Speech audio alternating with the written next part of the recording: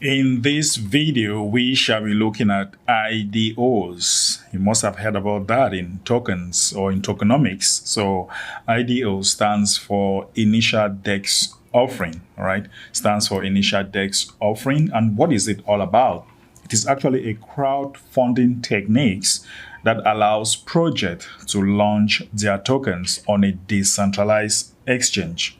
All right. So some of the pros of IDOs, they are actually an open fundraising kind of thing, and then we have it's actually an immediate. They actually have an immediate liquidity and instant trading, meaning that liquidity is gotten immediately, and sometimes they have a very low cost. Okay, they actually have a very low cost, and they are actually reliable because they are actually on decentralized platform, so you can trust that. We have the differences. All right, we have differences between ICOs and IDOs. Okay, we saw that ICOs are actually initial currency offering, and then we have IDOs, which is actually the initial DEX offering. Okay, so what are some of the differences between these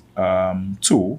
The initial DEX offering, or IDO, is a crypto coin or token offering that takes place on a decentralized exchange. Okay, that's for IDOs.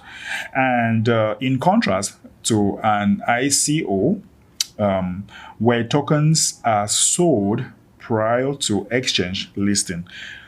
Tokens in an IDO are immediately listed to the decentralized exchange via which they are launched. So you see the difference? So you realize that with the DEX or the ICO, the IDOs, you have tokens that takes place in the decentralized exchange, right? Meanwhile, ICOs, tokens are actually sold on the exchange or before they are even launched sometimes. So these are some of the differences between ICOs and